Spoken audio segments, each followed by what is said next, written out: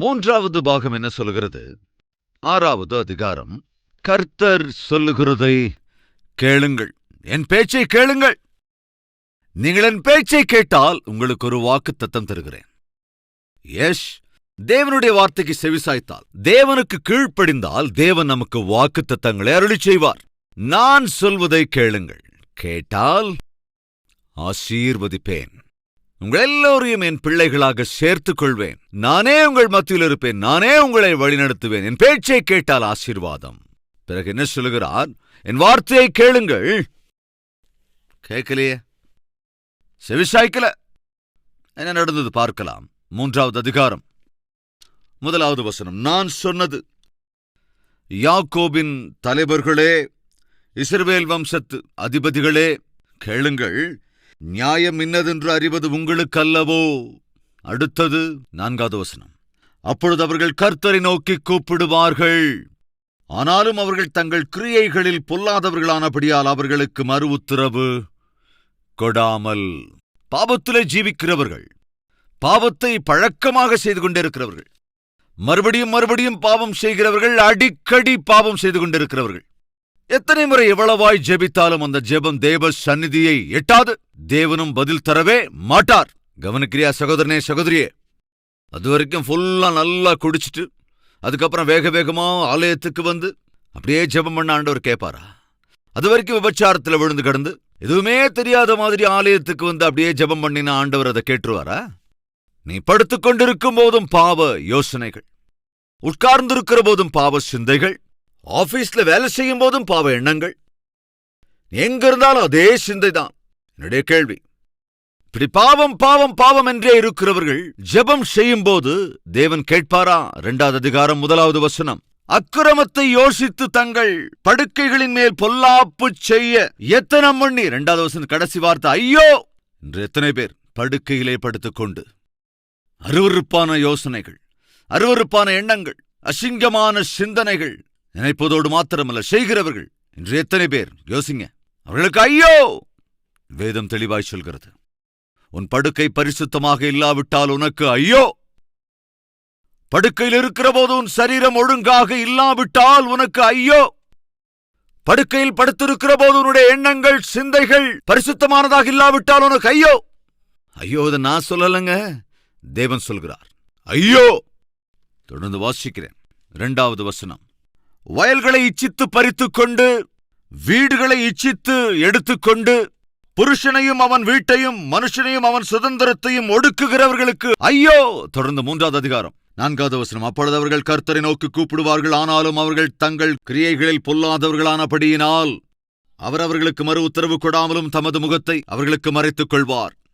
தங்கள் பற்களினால் கடிக்கிறவர்களாயிருந்து சமாதானம் என்று சொல்லி தங்கள் வாய்க்கு உணவை கொடாதவனுக்கு விரோதமாக சண்டைக்கு ஆயத்தம் பண்ணி என் ஜனத்தை மோசம் போக்குகிற தீர்க்கதரிசிகளுக்கு விரோதமாய் கர்த்தர் சொல்லுகிறது என்னவென்றால், கவனிங்க, உணவை கொடாதவனுக்கு, அதாவது விசித்திரமாக நடந்து கொள்ளுகிற தீர்க்கதரிசிகளுக்கு தேவன் சொல்லுகிறார் என்னவென்று, தரிசனம் காணக்கூடாத ராத்திரியும் குறி சொல்லக்கூடாத அந்தகாரமும் உங்களுக்கு வரும். தீர்க்கதரிசிகளின் மேல் சூரியன் அஸ்தமித்து அவர்கள் மேல் பகல் காரிருளாய் போகும். தரிசனம் பார்க்கிறவர்கள் வெட்கி, குறி சொல்லுகிறவர்கள் நாணி. உத்தரவு கொடுக்கிற தேவன் இல்லாததினால் அவர்கள் எல்லாரும் தங்கள் வாயை மூடுவார்கள். அது மாத்திரல்ல, கவனிங்க 10வது வசனம். சீயோனை இரத்தப்பழியினாலும் எருசலேமை அநியாயத்தினாலும் கட்டுவிக்கிற யாக்கோபு வம்சத்து தலைவர்களே, இஸ்ரவேல் வம்சத்து அதிபதிகளே, இதை கேளுங்கள். அதன் தலைவர்கள் பரிதானத்துக்கு நியாயம் தீர்க்கிறார்கள். அது மாத்திரமல்ல, அதன் ஆசாரியர்கள் கூலிக்கு உபதேசிக்கிறார்கள். ஆசாரியர்கள் கூலிக்கு உபதேசிக்கிறார்களா? கூலி கொடுத்தாலே ஒழிய போதிக்கிறது கிடையாது. முதல்ல பணத்தை வாங்கினாலே ஒழிய செய்தி கொடுக்கறதுக்கு வாய்ப்பே கிடையாது. டைரக்டா இவங்க பேச மாட்டாங்க, செக்ரட்டரிஸ் தான் பேசுவாங்க. 3 நாள் மீட்டிங்ஸுங்க, தேவதாசன் வரணும், கண்டிப்பா வருவாருங்க. அப்போ வர்றதுக்கு அவருக்கு என்னென்ன செய்யணும்? அதுக்கு வேற ஒன்றும் இல்லை, சில கண்டிஷன்ஸ் என்னன்னு சொல்லுங்க. குறிப்பிட்ட ஃப்ளைட்டு, குறிப்பிட்ட ஹோட்டல், ஒரு நாள் பிரசங்கத்துக்கு இவ்வளவு, இந்த காரு, இதெல்லாம் முதல்லயே கன்ஃபார்ம் பண்ணிட்டா நல்லது. இல்லைன்னா கொஞ்சம் கஷ்டம். நம்முடைய தேசத்தில் மிகவும் பெயரும் புகழோடும் இருக்கிற ஒரு சுவிசேஷகர் இருக்கிறார். ஒரு நாள் நான் நம்முடைய கால்வரி டெம்பிள் அனிவர்சரிக்காக அவரை அழைத்து, அவர் மிகவும் நல்ல பாடகர் என்பதனாலே அவர் வந்து பாடினால் நம்முடைய அந்த மீட்டிங்ல ரொம்ப நல்லா இருக்கும்னு நானே ஃபோன் பண்ணேன். ஃபோன்ல நான் பேசினதை கேட்டு அவர் ரொம்ப சந்தோஷப்பட்டாரு. ரொம்ப சந்தோஷம் பிரதர், நீங்க ஃபோன் பண்ணிருக்கீங்க. சொல்லுங்க பிரதர், என்ன விஷயம் சொல்லுங்க கேட்டாரு. நான் சொன்னேன், நீங்க பாரத தேசத்துல சுவிசேஷகர், ஒரு பெரிய பாடகர், உங்களை எங்க கால்வரி ஆனிவர்சரிக்கு அழைக்கணும்னு ஆசைப்படுறேன். அதனால நீங்க கண்டிப்பா வரணும் பிரதர்னு சொன்னப்போ, நான் கட்டாயம் வரேன் பிரதர். எத்தனை நாள் ப்ரோக்ராம்? ஒரே ஒரு நாள் தான் பிரதர். எத்தனை பாட்டு நான் பாட வேண்டி இருக்கும்? அது அந்த டைம்க்கு ஏற்றபடி அட்லீஸ்ட் ஒரு 4-5 பாட்டாவது பாட வேண்டியிருக்கும் பிரதர். ஓ, கட்டாயம் வந்து பாடுறேன் பிரதர். அதே நேரம் உங்க கமிட்டி பிரதர்ஸ் கிட்ட சொல்லிருங்க, நான் பாட்டுக்கு 15,000 சார்ஜ் பண்றேன். அதாவது ஒரு சாங்குக்கு 15,000 அப்படின்னா 5 சாங்குக்கு 75,000 நான் சார்ஜ் பண்ணுவேன். ஆனா நீங்களே எனக்கு ஃபோன் பண்ணி கேட்டதுனால உங்களுக்காக நான் ஒரு 25,000 டிஸ்கவுண்ட் பண்ணிக்கிறேன். 50,000 நீங்க கொடுத்தா போதும் பிரதர். அதே மாதிரி இந்த ஃப்ளைட்ல தான், இந்த குறிப்பிட்ட ஏர்லைன்ஸ்ல தான் டிக்கெட் புக் பண்ணுங்க. எல்லா ஏர்லைன்ஸ்லையும் நான் போறதில்ல, குறிப்பிட்ட ஏர்லைன்ஸ்ல மாத்திரம் தான் நான் போவேன். ஸோ அந்த குறிப்பிட்ட ஏர்லைன்ஸ்ல அந்த ஃப்ளைட்லயே அவங்க டிக்கெட் புக் பண்ணணும்னு சொல்லிடுங்க. Okay brother. அதே போல எல்லா ஹோட்டலையும் நான் தங்க மாட்டேன். 5 ஸ்டார் ஹோட்டல்ஸ்ல மாத்திரம் தான் நான் தங்குறது வழக்கம். அதையும் உங்க கமிட்டியில் இருக்கிறவங்களுக்கு ஞாபகப்படுத்திருங்க. இப்படி ஒரு பெரிய லிஸ்ட் சொல்லிக்கிட்டே இருந்தாரு. எல்லாம் சொல்லி முடிச்சதுக்கு அப்புறம் நான் சொன்னேன், உங்களை மாதிரி ஒரு சிங்கர் தேவைப்பட்டா கண்டிப்பா நான் உங்களுக்கு சொல்றேன் பிரதர், கமிட்டிஸ்ல நான் பேசினதுக்கு அப்புறம் சொல்லி போனை நான் வச்சுட்டேன். லைஃப்ல அதுக்கப்புறம் நான் அவரை கூப்பிடவே இல்லை. என்னங்க இது, எல்லாரும் அப்படின்னு சொல்ல வரலங்க. எஸ், பாடுறவங்க பிழைக்கணும், அவங்க குடும்பங்கள் வாழணும், தேவ செய்தி கொடுக்கறவங்க பிழைக்கணும், அவங்க குடும்பங்கள் போஷிக்கப்படணும், வேலை செய்கிறவனுக்கு ஏற்ற சம்பளம் கொடுக்கணும்னு வேதமே சொல்லுது. வேலை செய்கிறவன் கூலிக்கு பாத்துருவான் என்று வேதம் சொல்லுகிறது. ஆனா கவனிங்க, கண்டிஷன்ஸ் எல்லாம் வச்சு பிரசங்கத்துக்கு இவ்வளவு அமௌண்ட் அப்படின்னு கணக்கு பண்ணி, ஒரு பாட்டுக்கு இவ்வளவு கொடுத்தா தான் வருவேன் அப்படின்னு சொல்லி எல்லாத்துக்கும் ஒரு ரேட்டை ஃபிக்ஸ் பண்ணிட்டு, அது ஊழியம்னா அது எப்படிங்க ஊழியம்? அது எப்படி ஊழியமாகுங்கிற? நடுராத்திரியில ஏற்குறைய ஒரு 25 வருஷத்துக்கு முன்னால் நடந்த சம்பவம். அர்த்தராத்திரி 2-3 தம்பிமார் வந்து கதவு தட்டினாங்க. நான் போய் கதவு திறந்தேன். பிரதர் மன்னிச்சிருங்க, இந்த நேரத்தில் வந்து உங்களை டிஸ்டர்ப் பண்ணிட்டோம். பரவாயில்ல, சொல்லுங்க என்ன விஷயம்? நாளையிலிருந்து எங்க ஊர்ல மீட்டிங்ஸ் இருக்கு பிரதர். அந்த மீட்டிங்ஸ்க்காக எல்லா ஏற்பாடும் செஞ்சிட்டோம். வால் போஸ்டர்ஸ் எல்லாம் கூட அடிச்சிட்டோம், எல்லாம் ரெடி பண்ணிட்டோம். ஆனா வரான்னு சொல்லியிருந்த ஸ்பீக்கர் வரலங்க. எங்களுக்கு என்ன செய்யறதுன்னு புரியல. எங்களுக்கு நீங்க ஞாபகத்துக்கு வந்ததுனால தான் இந்த நேரத்தில் நாங்கள் உங்களை தேடி வந்திருக்கோம். தயவு செஞ்சு நாளைக்கு வந்து உங்களால் தயவு செய்து கொடுக்க முடியுமா? எதுக்காக?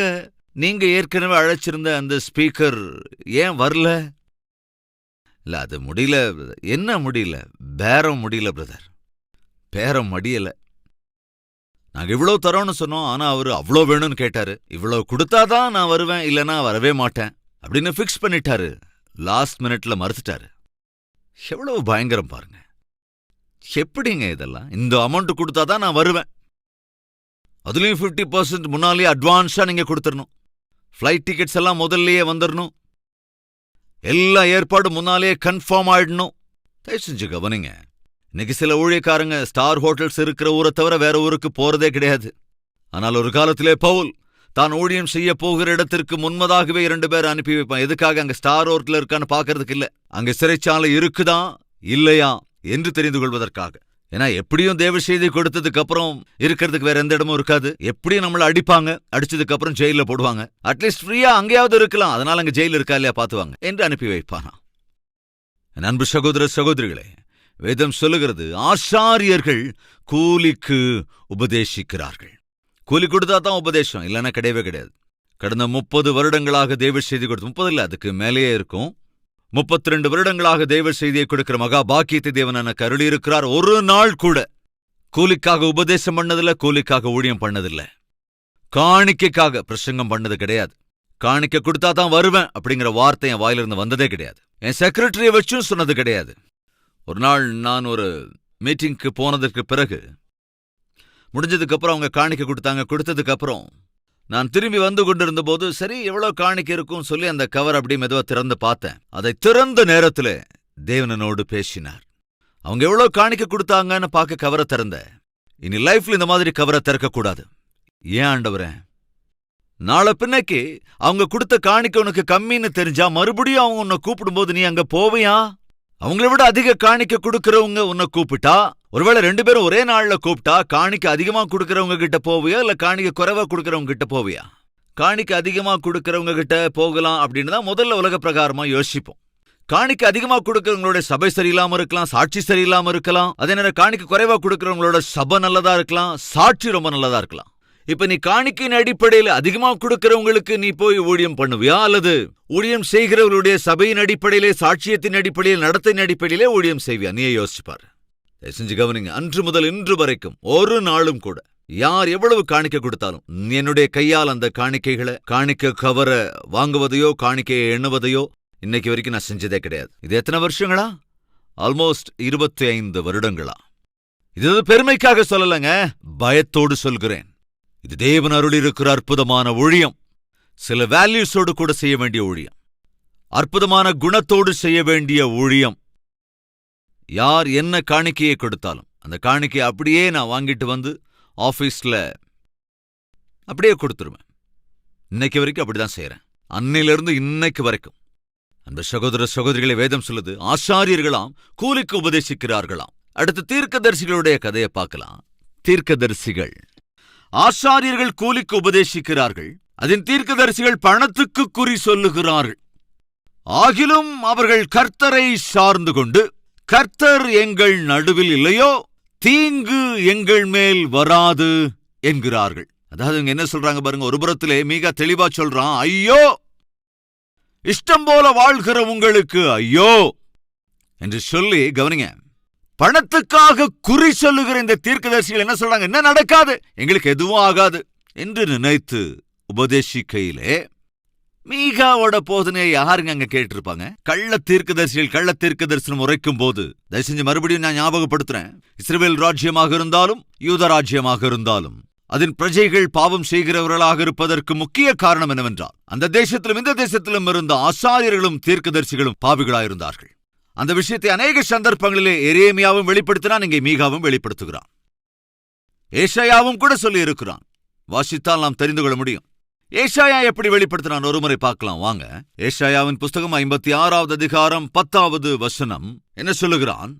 அவனுடைய காவற்காரர் எல்லோரும் ஒன்றும் அறியாத குருடர், அவர்கள் எல்லாரும் குலைக்க மாட்டாத ஊமையான நாய்கள், தூக்க மயக்கமாய் புலம்புகிறவர்கள், படுத்துக் கொள்ளுகிறவர்கள், நித்திரை பிரியர், திருப்தி அடையாமல் இருக்கும் பெரு வயிற்று நாய்கள், பகுத்தறிவு இல்லாத மேய்ப்பர், ஒவ்வொருவனும் தன் தன் வழியையும் அவனவன் தன் தன் மூலையிலிருந்து தன் தன் பொழிவையும் நோக்கிக் கொண்டிருக்கின்றான். தெளிவா சொல்றாங்க, எதுக்கும் பிரயோஜனமில்லாதவர்கள். அதாவது அவங்க சாப்பாட்டு பிரியர்கள், நித்திரை பிரியர்கள், அபாயம் வருவது தெரிந்திருந்த போதும் கூட குலைக்க மாட்டாத நாய்கள். அப்படின்னா என்ன அர்த்தம்னா, நாய் சாதாரணமா ஒரு திருடன் வந்துட்டா குறைக்க ஆரம்பிச்சிடும். ஏதாவது ஆபத்து வரும்போது நாய் தன் உயிருக்கே துணிந்து தன் எஜமானனை காப்பாற்ற முயற்சி செய்யும். ஆனால் குறைக்க மாட்டாத ஊமையான நாய்கள், அப்படின்னா ஆபத்து வருகிறது என்று அறிந்திருந்தும் கூட இவங்க அட்லீஸ்ட் வாயை திறக்கிறது இல்லையே. அது அந்நாளைய இஸ்ரவேல் ராஜ்யத்திலும் யூத ராஜ்யத்திலும் இருந்த அந்த பெரிய பிரச்சனையே என்னன்னா, அதன் ஆசாரியர்களும் தீர்க்கதரிசிகளும், அதாவது கள்ள ஆசாரியர்களும் கள்ள தீர்க்கதரிசிகளும் உள்ளது உள்ளபடி தேவ வார்த்தையை போதிப்பதில்லை, போதிப்பதன்படி வாழ்வதில்லை, வார்த்தையின் அடிப்படையில் ஊழியம் செய்வதில்லை. மட்டுமில்லாம யார் உள்ளதை உள்ளபடி உண்மையாக ஊழியம் செய்கிறார்களோ அவர்களை விரோதிப்பார்கள், அவர்களை நிந்திப்பார்கள். அதாவது அதுதான் எரேமியாவோட வாழ்க்கை நடந்தது. எரேமியாவை எவ்வளவு பாடுபடுத்தினார்கள், எவ்வளவு கஷ்டப்படுத்தினார்கள், எவ்வளவாய் அடித்தார்கள், எவ்வளவாய் இம்சித்தார்கள், எவ்வளவாய் எரேமியாவை கொல்ல வேண்டும் என்று முயற்சி செய்தார்கள், பொய்யன் என்று சொன்னார்கள், அவன் முத்திரை குத்த ஆரம்பித்தார்கள், இவைகளெல்லாம் செய்தார்கள். காரணம் என்ன? எரேமியா தேசத்திலே இருக்கிற கள்ள தீர்க்கதரிசிகளை குறித்து, தவறான ஆசாரியர்களை குறித்து இவன் உபதேசித்ததினாலே அவர்கள் எல்லோரும் சேர்ந்து கொண்டு எரேமியாவை கொல்ல வேண்டும் என்று முயன்றார்கள். அது மாத்திரம் இல்லங்க, ஏசாயாவும் கூட உள்ளதை உள்ளபடி போதித்தான். எதை உள்ளதை உள்ளபடி போதித்தான்? ஐயோ! அங்க மீகா சொன்னதையும் பார்த்தோம் இல்லையா? அதாவது ஐயோ, படுக்கையில் படுத்துக்கொண்டு அருவருப்பான சிந்தையை கொண்டிருப்பவர்களுக்கு ஐயோ, ஏசாயாவின் புஸ்தகம் 5வது அதிகாரம் 20வது வசனம். தீமையை நன்மை என்றும் நன்மையை தீமை என்றும் சொல்லி இருளை வெளிச்சமும் வெளிச்சத்தை இருளுமாய் பாவித்து கசப்பை தித்திப்பும் தித்திப்பை கசப்பும் என்று சாதிக்கிறவர்களுக்கு ஐயோ! தங்கள் பார்வைக்கு ஞானிகளும் தங்கள் எண்ணத்துக்கு புத்திமான்களுமாயிருக்கிறவர்களுக்கு கவனிங்க, ஐயோ! பரிதானத்துக்காக குற்றவாளியை நீதிமானாக தீர்த்து நீதிமானின் நியாயத்தை அவனுக்கு விரோதமாய் புரட்டுகிறவர்களுக்கு ஐயோ! யாருங்க ஏத்துக்குவாங்க இன்னைக்கு இந்த பிரசங்கத்தை? யார் ஒத்துக்குவாங்க இந்த பிரசங்கத்தை? இவ்விதத்திலே வார்த்தையை உள்ளதை உள்ளபடி போதித்த ஏசாயாவை அவர்கள் என்ன செய்தார்கள் தெரியுமா? மனாசே என்று அழைக்கப்பட்ட ஒரு ராஜா, அதாவது ஏசாயா, ஒரு நாள் அந்த ராஜா தன்னை கொல்ல முயற்சிக்கிறான் என்பதை அறிந்து ஒரு மரத்தின் இடையிலே போய் ஒளிந்து கொண்டபோது, அந்த மரத்துக்கு இடையில் ஒளிந்து கொண்டிருக்கிறான் ஏசாயா என்பதை அறிந்த ராஜா மரத்தோடு மரமாக ஏசாயா தீர்க்கதரிசியை ரம்பத்தால் அறுத்து கொன்று போட்டான். வாளால் அறுத்து கொன்று போட்டு விட்டான்.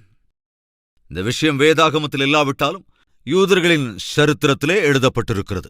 எனவே நாம் இங்கே புரிந்து கொள்ள வேண்டிய விஷயம் என்னவென்றால், அந்நாளிலே தேவனின் பட்சமாய் நிலை நின்ற தீர்க்கதரிசிகள் நான் சொன்னபடி உள்ளதை உள்ளபடி வேத வாக்கியத்தை போதித்து பிரஜைகளுக்குள் காணப்படுகிற பாவங்களை சுட்டி காண்பித்து அவர்களை எச்சரிக்கை செய்தார்கள்.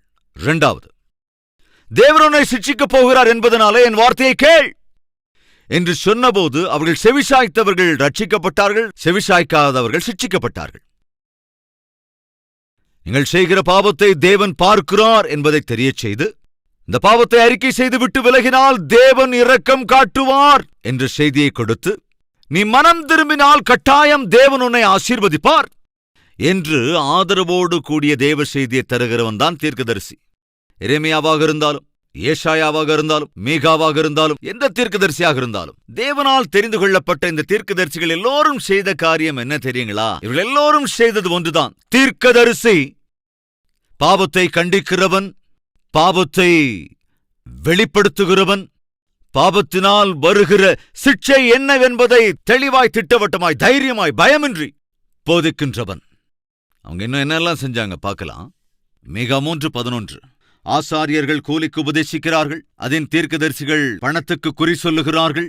ஆகிலும் அவர்கள் கர்த்தரை சார்ந்து கொண்டு, கர்த்தர் எங்கள் நடுவில் இல்லையோ, தீங்கு எங்கள் மேல் வராது என்கிறார்கள். ஆகையால் உங்கள் நிமித்தம் சீயோன் வயல்வெளியைப் போல உழப்படும். உங்களின் நிமித்தம், கள்ள ஊழியக்காரர்களின் நிமித்தம். சீயோன் அன்று உழப்பட்டதுங்க. எஸ், ஊழியக்காரன் சரியில்லைன்னா அவனுடைய சபை எப்படிங்க சரியா இருக்கும்?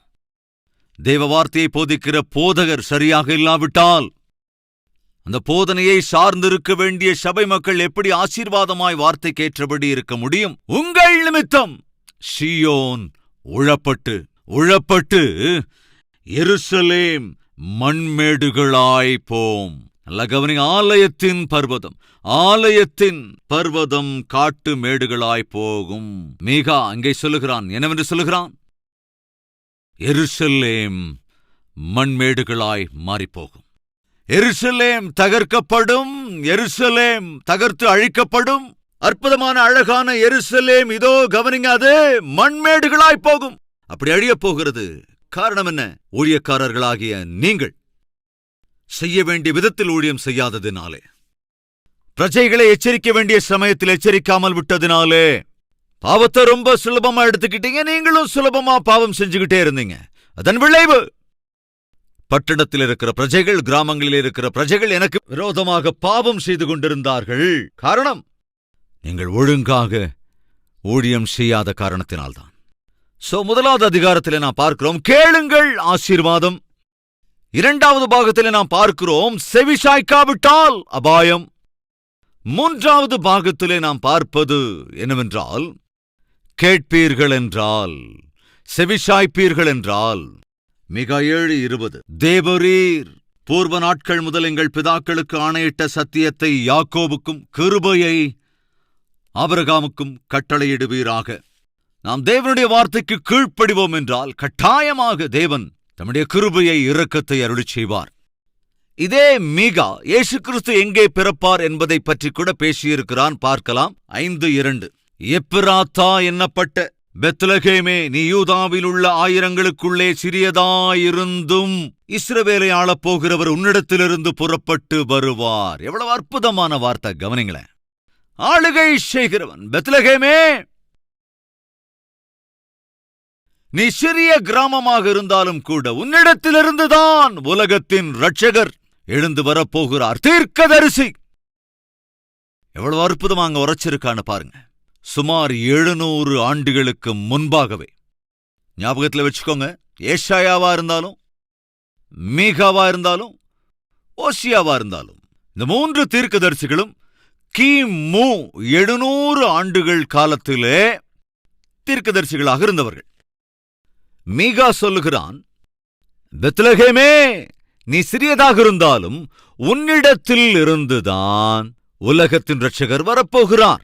எவ்வளவு நேர்த்தியா சொன்னானோ அவ்வளவு நேர்த்தியாக இயேசு கிறிஸ்து பெத்லகேமில் தான் பிறந்தார் என்றால், இந்த தீர்க்கதரிசிகள் தேவனுடைய ஆவியானவரின் ஏவுதலினால் உரைத்த தீர்க்கதரிசிகள். அவர்கள் சொன்னபடியே சொன்னவைகள் எல்லாம் நடந்தது. சோ மீகா முக்கியமாக யூதா ஜனங்களை உத்தேசித்து தீர்க்கதரிசியாக ஊழியம் செய்தவன். அப்படி அவனுடைய ஊழியத்தை 3 பாகமாக பிரித்தான். ஒன்று பாவத்தை வெளிப்படுத்தினான், பாவத்தினால் வரும் சிட்சையை வெளிப்படுத்தினான். அதன் பிறகு தேவன் எப்படி யூத ஜனங்களுக்கு இரக்கம் காண்பித்து அவர்களை ஒன்று சேர்ப்பார்கள் என்பதை வெளிப்படுத்தினான். அதோடு தேவன் உங்களுக்கு துணையாக இருப்பார் என்று எதிர்காலத்தில் நடக்கப் போகிறவர்களை வெளிப்படுத்தினான். அதன் விளைவாக தேவன் சொன்னபடியே செய்தார். யூதாவை சத்துருவுக்கு ஒப்புக் கொடுத்தார். அதன் பின்பு யூதாவை மறுபடியும் சேர்த்து கொண்டார். அதே யூதர்களுக்கு துணையாக நின்றார். இவைகள் எல்லாம் தான் மீகாவின் புத்தகத்தில் நாம் பார்க்கிறோம். அன்பு சகோதரனே, சகோதரியே, மீகாவை நாம் முடிக்கப் போகிறோம். முடிப்பதற்கு முன்பு ஒரு விஷயம். நீ தேவனுடைய வார்த்தையை ஜாக்கிரதை கவனி. கேட்டால் ஆசீர்வாதம், தேவனுடைய வார்த்தையை கேளாவிட்டால் அபாயம். தேவனுடைய வார்த்தையை கேட்டு விசுவாசித்தால், அதன்படி நடந்தால், அதற்கு கீழ்ப்படிந்தால் தேவன் உனக்கு துணையாயிருப்பார், அளவுக்கு அதிகமாய் ஆசீர்வதிப்பார். தேவனுடைய வார்த்தையை கேட்கப் போகிறாயா அல்லது தேவனுடைய வார்த்தையை புறக்கணிக்கப் போகிறாயா? புறக்கணித்தால் சாபம், ஏற்றுக்கொண்டால் ஆசீர்வாதம். என்ன முடிவெடுக்கப் போகிறாய்? ஒரு நிமிடம் யோசித்துப்பார். எல்லோரும் ஒருமனப்பட்டவர்களாக கண்களை மூடி தேவனை நோக்கி பார்க்கலாம்.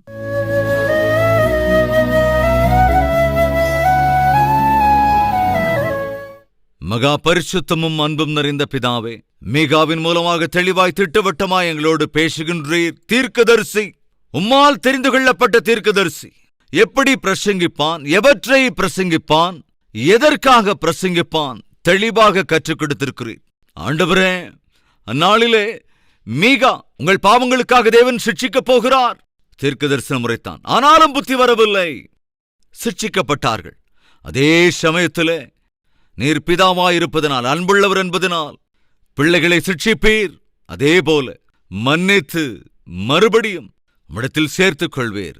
இந்நாளிலும் கூட ஏற்கனவே சிட்சையை அனுபவிக்கிற அநேகர் இருக்கலாம். செய்த தப்புகளுக்காக, செய்த பாவங்களுக்காக உம்மை விட்டு தூரமாய் விலகிப் போனார்கள் என்பதனால் எத்தனையோ விதமாக சிட்சிக்கப்பட்டிருக்கலாம். போதும் ஆண்டவரே, போதும். ஆரோக்கிய குறைவால் சிட்சிக்கப்பட்டிருக்கலாம், அவமானங்களால் சிட்சிக்கப்பட்டிருக்கலாம், பொருளாதார ரீதியாக சிட்சிக்கப்பட்டிருக்கலாம், கஷ்ட நஷ்டங்களுக்கு இலக்காக இருக்கலாம். ஆண்டவரே, போதும் அப்பா. இன்று முதல் ஆண்டவரே, நீர்தாமே அவர்களுக்கு இறங்கி அவர்கள் சம்பூர்ணமாய் தங்களை உம்மிடத்தில் அர்ப்பணிப்பதன் மூலமாக இது முதற்கொண்டு அவர்கள் உம்முடைய பிள்ளைகளாய் வாழ கிருபை அருளுங்க. யாரெல்லாம் தங்கள் பாவத்தை அறிக்கை செய்து உமக்கு தங்கள் வாழ்க்கையை அர்ப்பணித்திருக்கிறார்களோ அவர்கள் எல்லோரையும் ஆண்டவரே உம்முடைய பிள்ளைகளாய் நீர் அங்கீகரித்து இந்த செய்தியை கேட்டு விசுவாசித்து நொறுங்குண்ட நறுங்குண்ட இருதயத்தோடு கூட உம்மிடத்திலே மன்றாடுகிற ஒவ்வொருவரையுமே ஆசீர்வதிக்க வேண்டும் என்றும் இயேசுவின் நாமத்தில் வேண்டிக் கொள்கிறோம் பிதாவே, ஆமென்.